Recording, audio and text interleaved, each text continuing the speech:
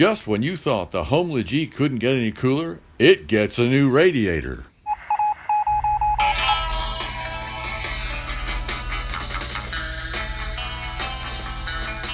Hiding back in there, we got a new radiator for the 88. But before we put that in there, we gotta put some magic juice in it. I got this stuff right here. I'm gonna put it in the cooling system and hopefully it'll clean it out real good before I put my new radiator on. It's, I don't know if y'all see in there or not, but it's super crusty and the coolant colors up really fast on this car. So hopefully that magic juice will work, and I'm gonna put the new radiator on and I'll be ready for tag and insurance. I got the magic juice in the radiator and we're just putting some miles on this thing, trying to get it circulated and all the crusties flushed out of this thing. I don't know how well y'all can hear. It is so loud in here now that the carpet's out. But yeah, it's like riding around in a tin can. Anyway, I'll put some more miles on this thing before we flush it out. As a point of reference, the car runs about 200 degrees with the old radiator. It has a 160 thermostat. I'm hoping with the new radiator it'll be cooler than that. And that's with the fan on right now, driving down the road. So that's a little warm for my taste. That's not awful, but it ain't good either. It's not. It's probably about 60 degrees this morning. In the summertime, that's going to be a problem if this new radiator isn't any better. I've flushed the radiator 3 or 4 times now, and what I'm fighting with now is the cooler lines. You lucky 5-speed guys, y'all don't have to deal with this crap. Anyways, the cooler lines will not come out of the fittings that go actually into the radiator, so I'm having to I had to loosen the cooler lines and now take the fittings out too. It's been a real pain in the hind end. But anyways, about to get this radiator out. Like I said, I flushed this thing. It's full of water. I cycled it through. I probably flushed it 3 times, so it's as clean as it's going to be. If you got to get your big boy pry bar out to deal with cooler lines, you're in a fight. Speaking of fight, I'll see that right there. That's what's left of my high quality Chinna wrench. Sheared right off. I tell you guys, that manual steering has turned me into a beast. I can break a wrench that says Chinna on it now. Anyways, with the radiators out, let's see down in there. Let's go get another one. Check that out. Tell you what, man, the parts I'm putting on my car look way better than my car. This is my second SVE radiator. My 95 also has one, and it's pretty good looking deal. So far so good on my 95, so I got this one. I've also bought a Champion before. That's another one of the on the cheaper end or lower end of the price scale, and I had good luck with it. I had it in a 89 5-speed LX I had. Anyways, let's go slip this thing in there. Guys, the radiator's in. And the car's running.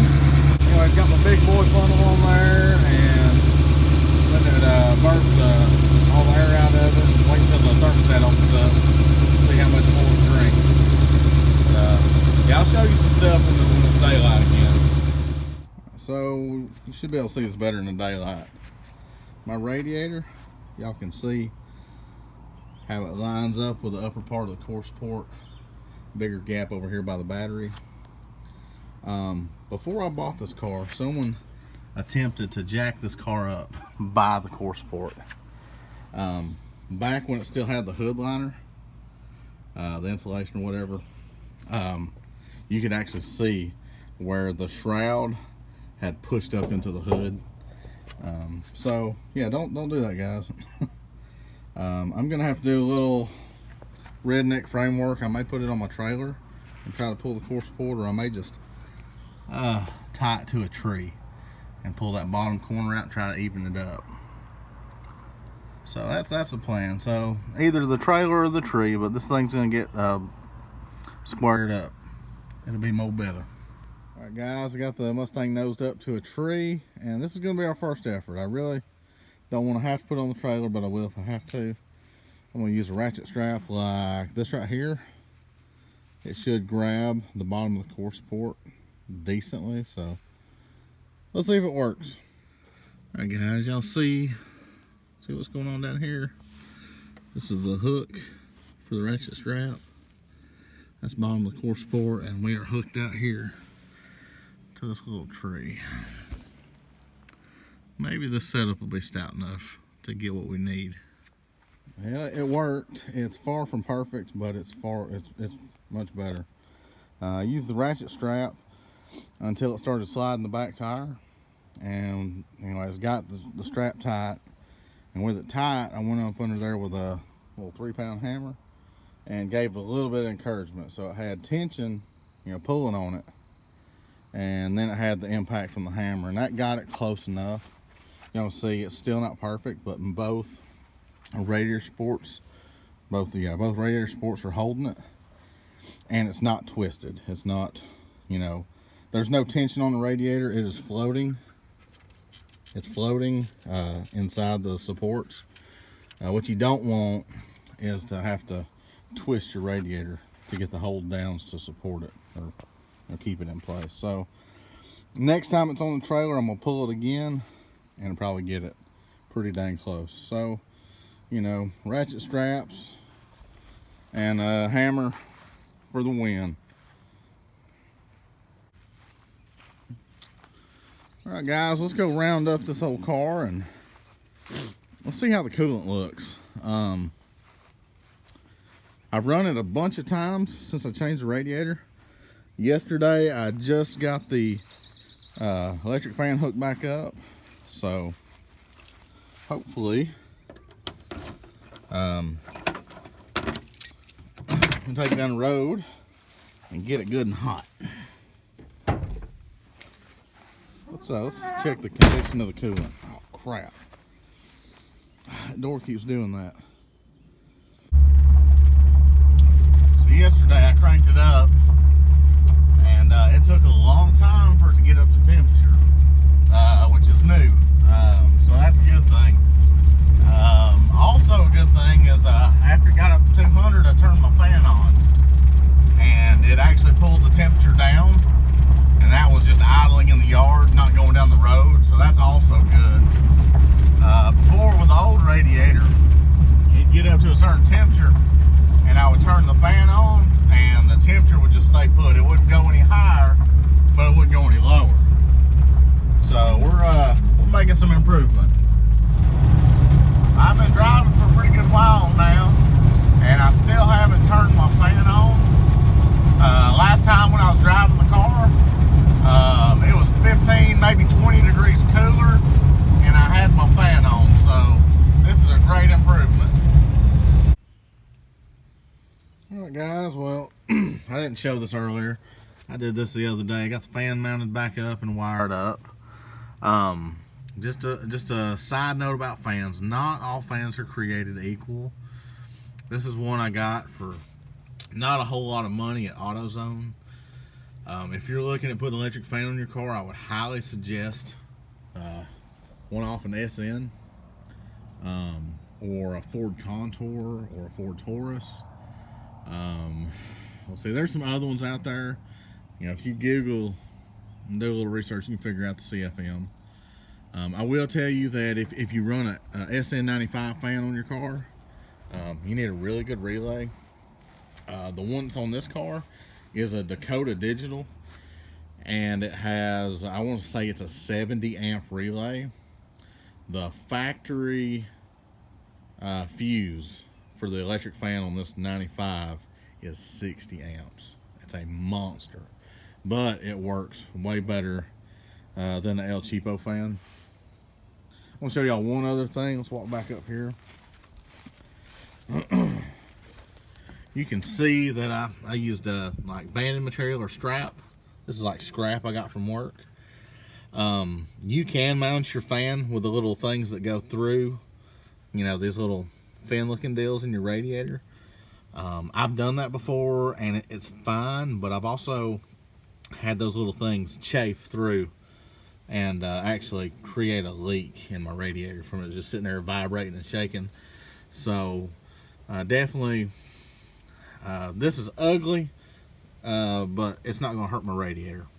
It's never going to wear through and create a leak. So that's about it on the fan. One more look at the coolant. Not sure how well you can see that, but it is beautiful, and that's amazing. Let me tell you why. The reason that's so amazing is because I have flushed this radiator 5 or 6 times, maybe more. But all I've ever done is use water. You know, fill up water, run it, drain it. Fill up water, run it, drain it. Like I said, 5, 6 times. It's been a bunch of times. I've actually took the radiator out and just stuck a hose in it and just ran it one way and stick the hose in the other side and run it. I've stuck the hose in the water pump and tried to cycle it through. So definitely thumbs up on the, I want to say it was Prestone radiator flush or coolant flush. That stuff worked good. I ran the car for about an hour with it, and it worked really good. The car always colored coolant really fast. It would color up almost immediately. So this is really good. I've put some hours on this car since the radiator install, and the coolant still looks great, and that's amazing. One other thing, just on that note, the reason I did the flush was not for the radiator, not for the old radiator.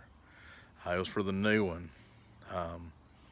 Really didn't care about how the old radiator, you know, ended its life, but I did not want, you know, any trash in my motor to mess up the new radiator. So I do recommend it. It's good stuff. I did not want this radiator getting contaminated, so I'm really pleased with it, and I would recommend it for sure. It's the first time I ever used it, so yeah, definitely impressed. Definitely suggest it, especially on these old cars. You know, they get crusty after a few years, 30 years plus. Well, guys, I want to tell you, I'm definitely pleased with my SVE radiator. That's one you can get from LMR. It's their private brand. The car runs cooler. It warms up a lot slower. Before with the other radiator, it'd warm up really fast, like too fast. So it warms up slower. I don't hardly have to use my fan as much driving. My fan's on a toggle switch, so I'm the one that controls it. I don't have it through one of those really cool thermostat switches.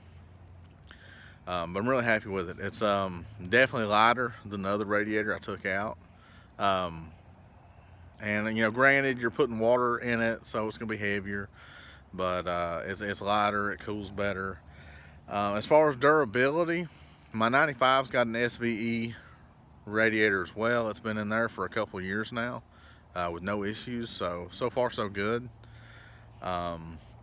So it's doing a good job. I think a lot of uhs in this. Sorry. The only other thing I need to get this thing on the road is a new set of headlights, and not because it'll make the car look good, but just because for safety's sake. When I drive this thing at night and someone pulls up behind me with their lights on, it just casts a shadow. If somebody comes up behind me, I can't see anything. So it really needs some new headlights. That's gonna be it for this video. Definitely thumbs up. We've had some success. I'm happy with it. Fits good. It did take some rigging. Next time I get on the trailer, we'll get that core support pulled all the way exactly how I want it. Thanks for watching, and we'll be going to the track soon.